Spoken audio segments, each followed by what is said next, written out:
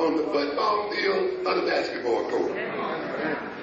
And somehow they are unable to take that team spirit, that willingness to act around one identity, off of the court and overrun their enemies. And you sit there and watch it. You must ask, why is it that these men cannot take the kind of organization that they represent, the kind of identity, the kind of synchrony, and all of these other things that they represent on the court? They're giving permission to be white men there. Now they're looking for permission to be white men other places. A true African-centered education then will train these boys not only in team behavior on the basketball and the football courts, but train them to operate as a team in the world and to overrun white men and other people.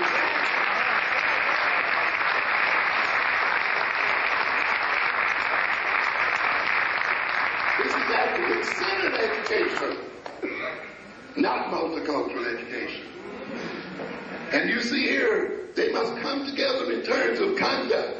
We got a lot of people out here who think good manners is not good. We got a lot of young men growing up out here who think to have good manners and to conduct oneself well is effeminate. You don't understand it. Good manners are not just playthings. Good manners are the means by which a group maintains its organization, maintains its stability, maintains a certain level of expectation and predictability within itself, maintains harmony. It's a system of working off tension and seeing the tension is directed in another way other than destroying the harmony of a people. So good manners is an essential part of a people's ethnicity and people's power. And that's why, again, when I talk about African-centered education, we must talk about training our people in good manners and in etiquette. I know you don't like the word, but that's what it's about, because that's a part of power, relating. When you look at the great religions you talk about here, you must recognize that the great religions not only talk about praying to Jesus and calling on his name, that's a part of it, but great religions also instruct people in how to relate one to the other. Honor thy mother and thy father. You see, when you look then at great religions, you will see they also have codes of what? Conduct. And that is a part of the people's power, you see. And great teachers teach Confucius on what? Conduct and behavior. A great deal of the Asian unity comes out of the teachings of Confucius. What they call filial piety and fidelity and so forth. Yes, we have got to bring it in. Okay. I think it's since I got a captive audience here, it's going to work here. I'm going to be but anyway.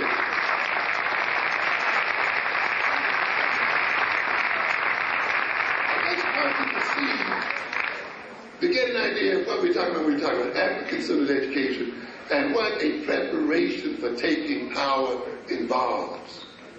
And what must be done? We must have a sense of territoriality. You gotta be people. And if you're a people, you gotta have a sense of territoriality. And you don't feel good when other people are invading your territory.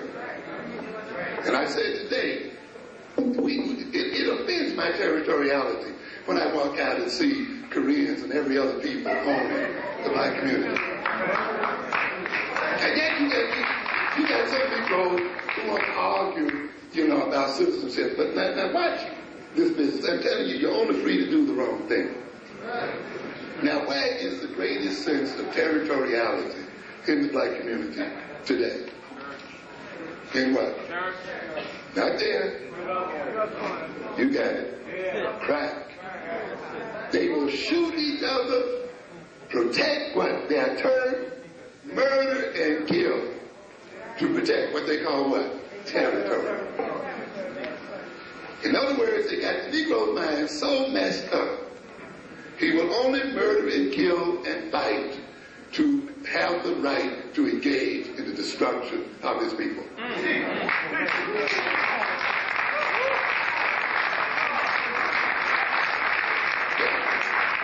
We will only fight each other so that we can destroy each other. This sense of territoriality then must be elevated onto all of the other levels. And it has to be a territory about grocery stores and gas stations and cleaners and everything else, because that's our territory. Okay, we're going to bring it here to a close. We got to look at our sources of power. We got plenty of power in the black community. We got a consumer market out here. Yes, we got a consumer market here. We buy a lot, but we're not using that consumer power correctly. You can see from what I read today, everybody values black folks' money, which gives you what? Power. Power. And you got to use it. Now you use it, as you said, brother, to get what? Economic, some kind of equality to spend our money with white folk. Now you got to use it to get control of your own markets. You see, you got it. Look what's going on here. I want to talk a little bit about the UNCF and the Blue Rolls. The Blue Rolls charade and the Budweiser game and this buck dancing for pennies. Yes. Singing and hollering your lungs out for nickels. Oh, yes. Being multicultural to death. Oh, yes. You got to look at it for what it is. That thing actually involves the financing of poor black education. You're talking about 41 so-called black colleges. You raise 10 or 11 million dollars. You're not raising $1 million for each one of those schools. And when you count administrative costs and other things, they'll be lucky if they get a couple $100,000 out of it. And yet you spend $250 million. And then you have the insult of Budweiser, some joker, coming up here giving you a $10,000 check or a $50,000 check. When, according to your information, brother, black people, along, I guess, with Latinos, spend $600 million a year buying beer and liquor. And you're supposed to bow and scrape when somebody walks up and hands you $10,000. They should be beaten on camera.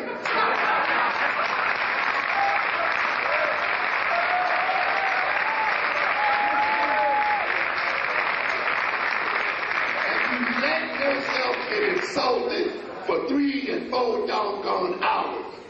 When people have stolen your money and use your money and hand you nickels and buy you back for less than a penny. And you got Honey Charm as co-host. Oh yes. Filled with recruits that are sucking the black community. Honey Charm, who is this? The Asian people in harmony. If you had your own stores and you own yourself, you wouldn't have to be there begging and having Honey Charm and say they don't go. You got white newsmen on there. People spend all of the year assassinating the character of black people, pretending they're actually raising money for black people. This game is a farce. And selling black people on the idea that education will solve all their problems. That's the biggest lie you'll ever hear.